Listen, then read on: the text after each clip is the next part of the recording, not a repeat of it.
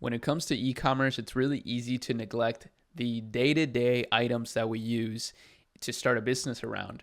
And in today's video, I'm going to explore an amazing brand called Coterie that sells diapers. So a very traditional kind of product. This is an essential. I have a baby right now, so I understand how much people actually spend on diapers. It's a pretty insane amount. I don't even want to tell you because I don't want to scare you off from having a baby.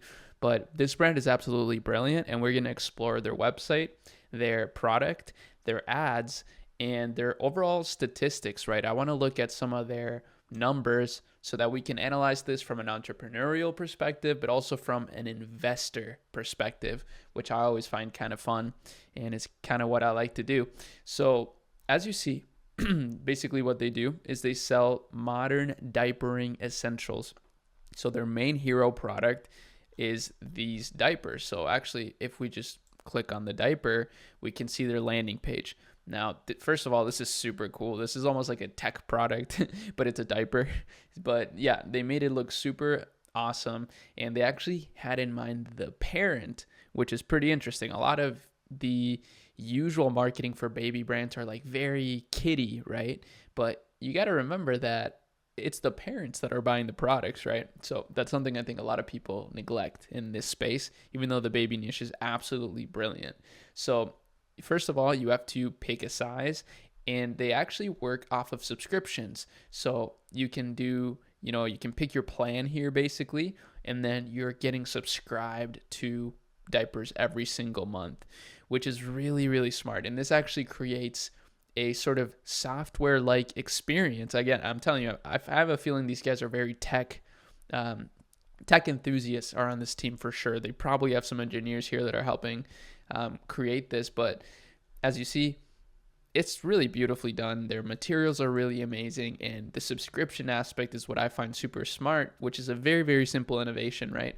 I'm sure there's a lot of other diaper brands that do this as well now, but traditionally you don't buy diapers on a subscription, even though you do need diapers all the time. So that's where I find just a really cool lever that they pulled.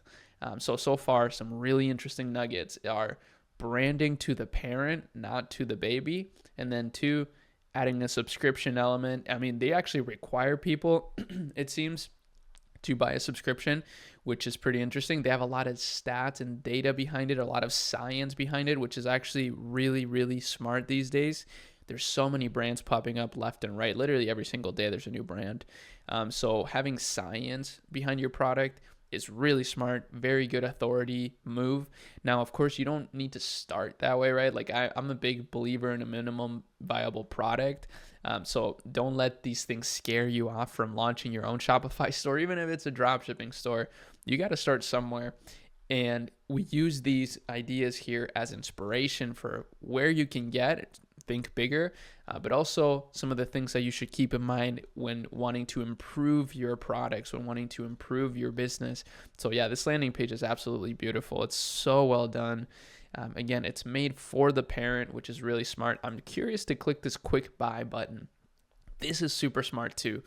And this is why I call this a one product store, because basically what they do is sell this one product. Now, I guess it's not technically a one product store. It's not fair to say that, but I love that quick buy button. I think that's so genius because this is basically the products that they sell. So you can buy wipes, pants, or diapers. Super smart. Now, that's the website. I guess let me click on diapers and see what happens here. So yeah, I can just choose a size, a 6-pack. And then kind of go from there. I can check out. I can add some more upsells to my order. And then, of course, they tell me that I'm $20 away from free shipping. That's very smart. Now, let's look at some of their numbers now, because this is first, then I want to look at their ads. So one thing I want to note here is that they raised a ton of money. So they've raised $34 million and they have over 90 employees now.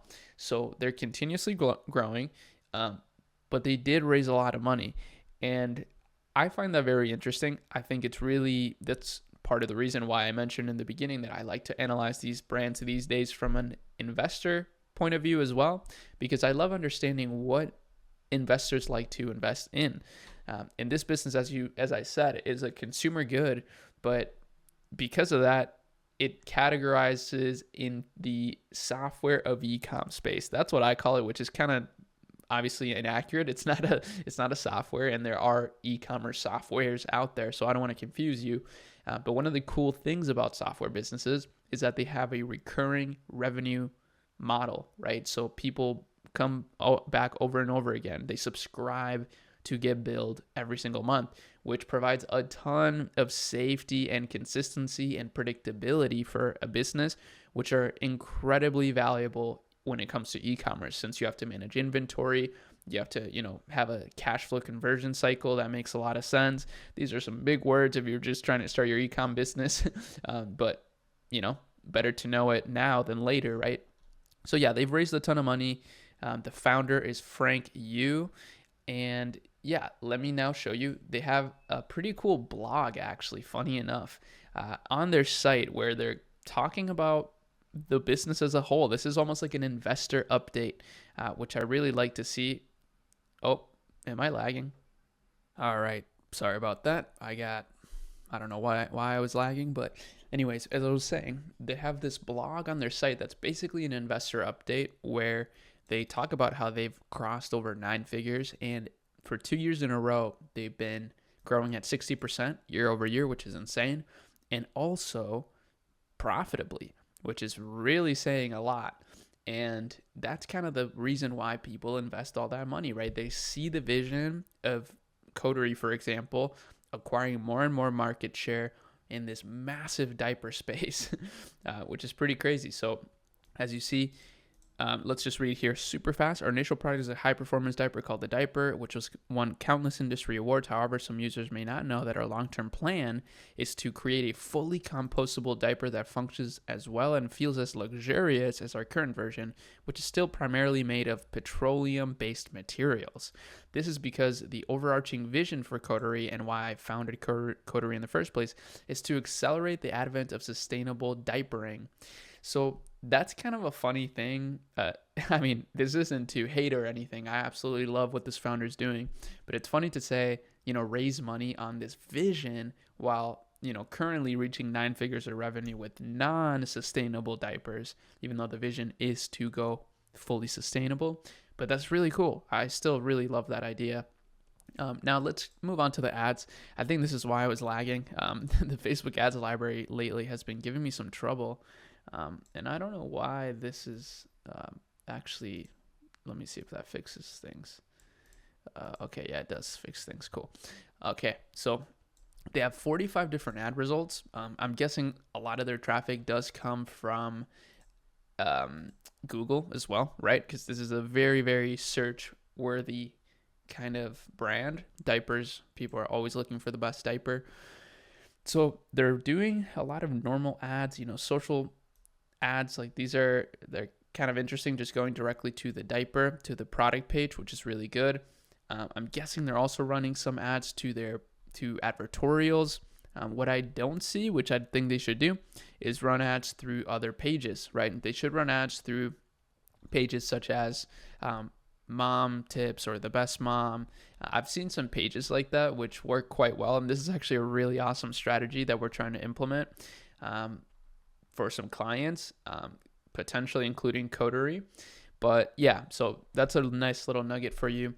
If you are trying to scale your business, try testing out making different theme pages for your business that relate to the niche you're selling in, and advertising through those pages. That can be a good idea, not only to kind of test something completely new and test a different authority source.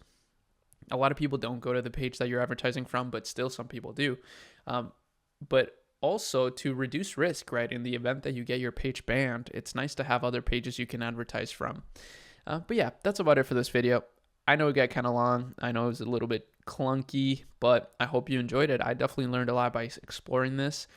I love exploring brands like this. And if you have a brand like this, reach out to me. I love working with these kinds of brands with my team of media buyers, with our retention team, or if you just want to consult with me, I absolutely love talking to people about e-commerce and helping them strategize and make their business better and grow. It's super fun for me. So yeah, That's about it. Peace.